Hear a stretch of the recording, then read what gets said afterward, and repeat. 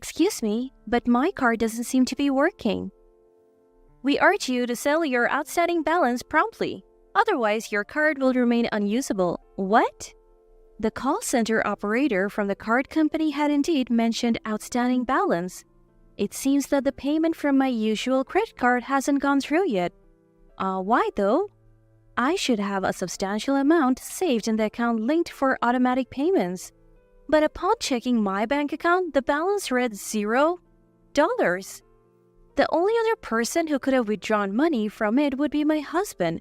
So I reached for my mobile phone and immediately reported it to the police.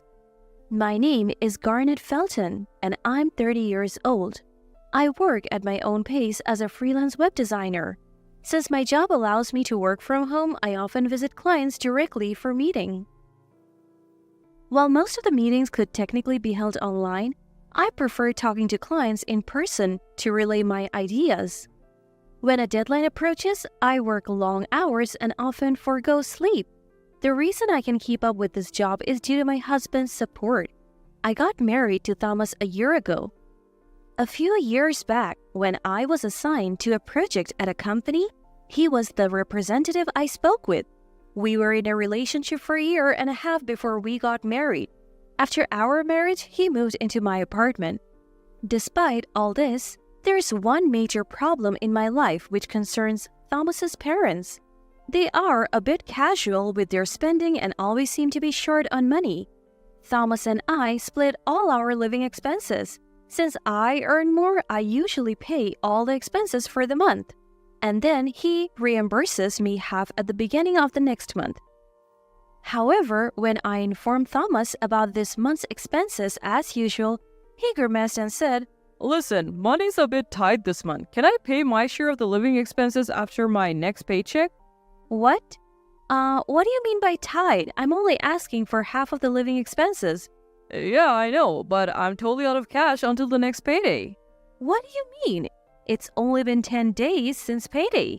Well, I have some stuff to take care of for my parents. For your parents? His evasive attitude and refusal to explain clearly began to frustrate me. His intentional vagueness made me probe further. Hey, can you explain properly why can't you pay? And what's this about taking care of your parents? Well, that is... Is there something you're guilty about?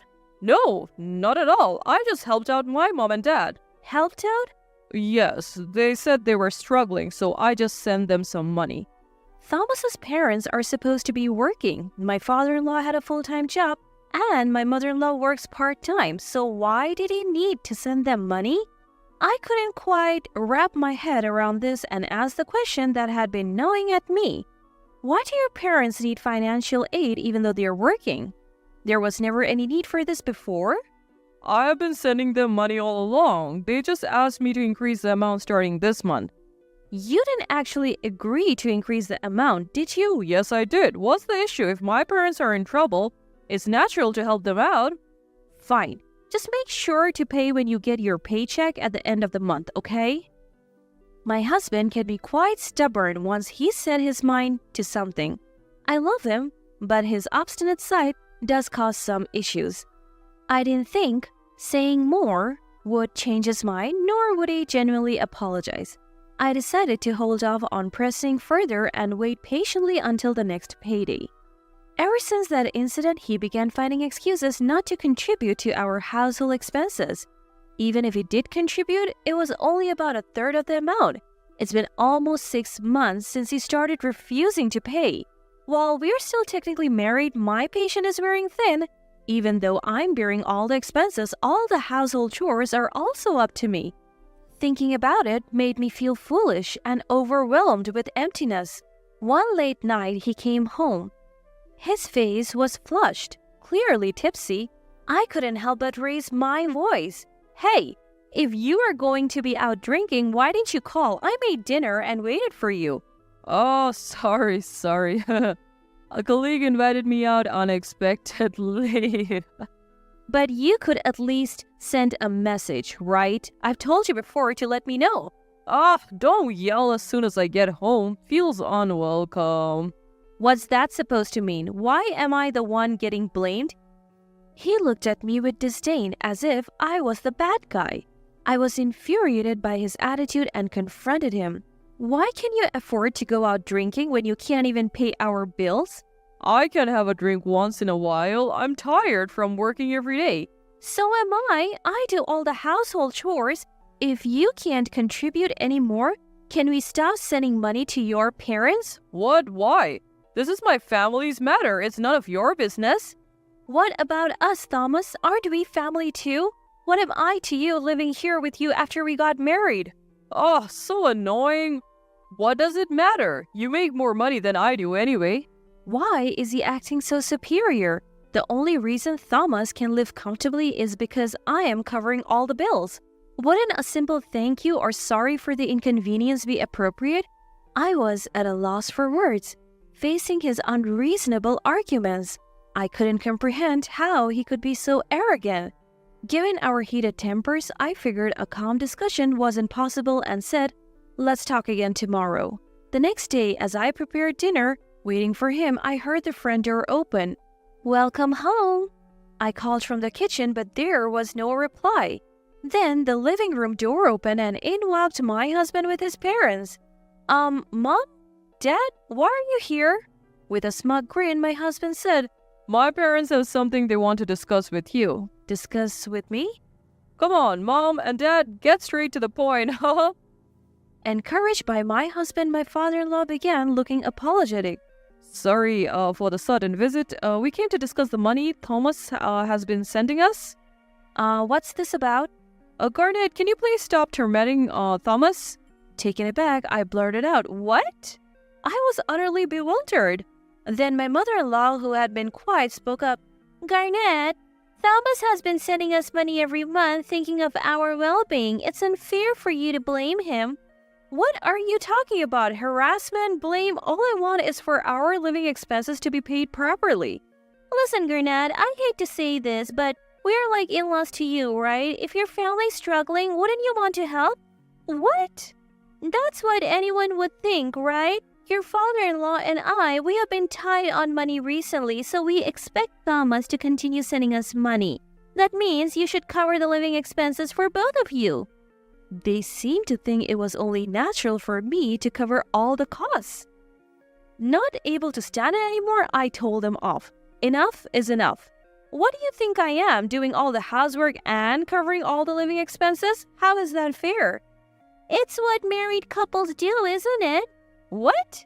"Married couples support each other, right? Or are you just that greedy?" Hearing his mother's provocation, my husband next to me couldn't help but laugh. That night, no matter what I said, they didn't listen. They only left after 9 p.m. After they left, my husband suddenly handed me a signed divorce paper. In disbelief, I asked, "What is this?" It means exactly what it looks like. Looking down at me, he said, If you keep defying me, I'll divorce you. "Are you serious?" Of course.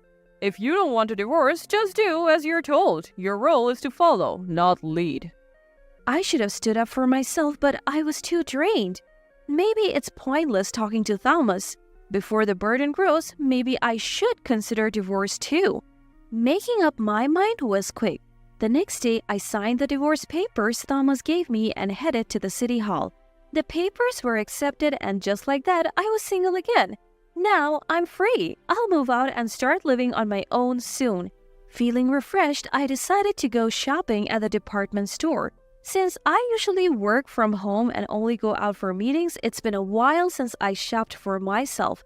Especially recently, since I had to cover all the expenses, I hadn't been able to buy anything for myself.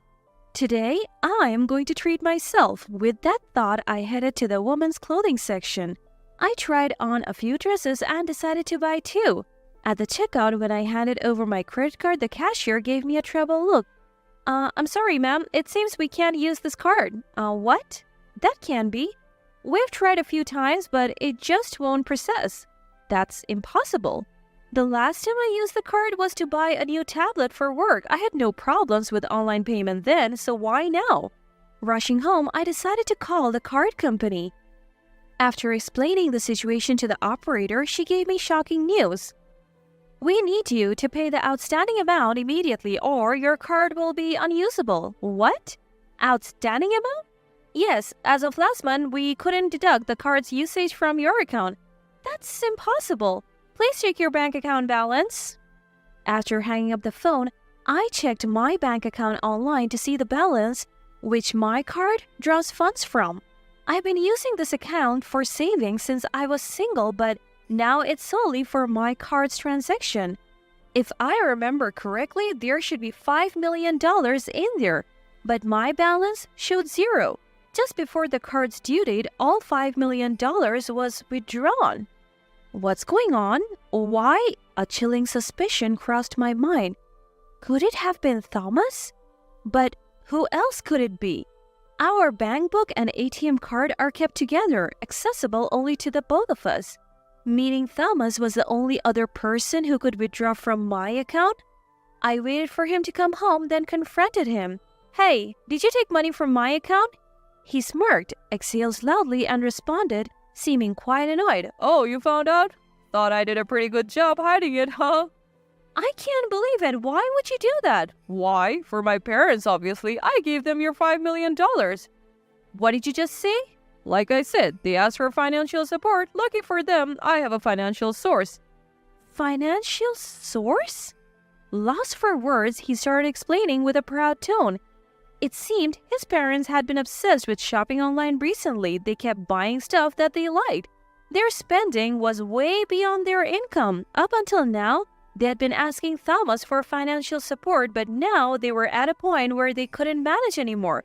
Things escalated when they realized they could demand more. They started buying multiple of the same items and gave them away to neighbors.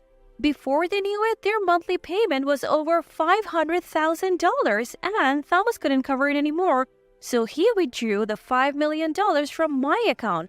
Once he was done explaining, he said, You shouldn't have any complaints, right? They're also your family. Think of it as taking care of them. Stop fussing about a mere $5 million.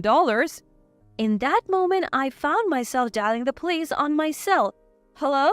Police? I want to report a break-in and theft. My address is... Thomas watched me with wide eyes. As I ended the call, he shouted, Hey, who did you just call? Didn't you hear? The police. Police? Why would you call them? And break-in and theft? That's you, right? What? Calling it theft is way over the top. And break-in? This is my house. I sternly told the flustered Thomas, We are not a couple anymore. Actually, I'm the one renting this place, so technically it's not your home, is it? We're not a couple? Remember the divorce papers you so kindly filled out yesterday? I already submitted them. So in other words, this is my place and you are just a stranger here, an intruder, right? You've got to be kidding me. Call them back and cancel the report. Waving my phone at him angrily, I threatened.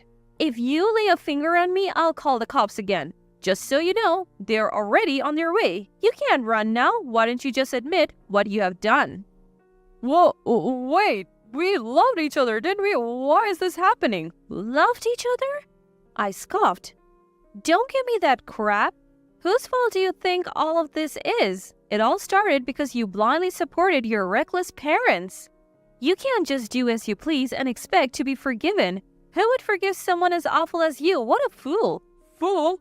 Who do you think you're talking to? To you. Like parents, like child, because you were raised by parents who were careless with money. You think it's okay to empty someone else's savings? I hope the police give you a good lecture and you will feel the weight of that $5 million.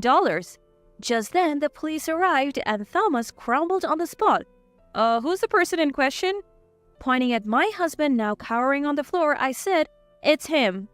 All right, get up. We'll need to take you in for questioning. All I wanted was to care for my parents. But his pleas went unanswered, and Thomas was taken away by the police. However, the incident was deemed a civil matter and the police informed me that they couldn't intervene. So I visited a law firm and demanded compensation for the misused savings of $5 million plus damages, totaling $6 million. Of course, Thomas and his parents didn't have that kind of money. In the end, all three ended up in debt. Despite their financial struggles, his parents continued their impulsive shopping sprees, leading to an ever-growing debt. They even turned to loan sharks. Rumors has it they now live in fear of daily debt collection, trying to stay hidden. On the other hand, I decided to completely cut ties with Thomas and moved to a new apartment. Thankfully, my work started flourishing and I now earn more than I could have ever imagined. After breaking up with Thomas, everything in my professional life fell into place. I wished I had divorced him earlier. Even though my marriage was a failure, I knew my life was far from over. Learning from this mistake, I am determined to be more cautious in the future.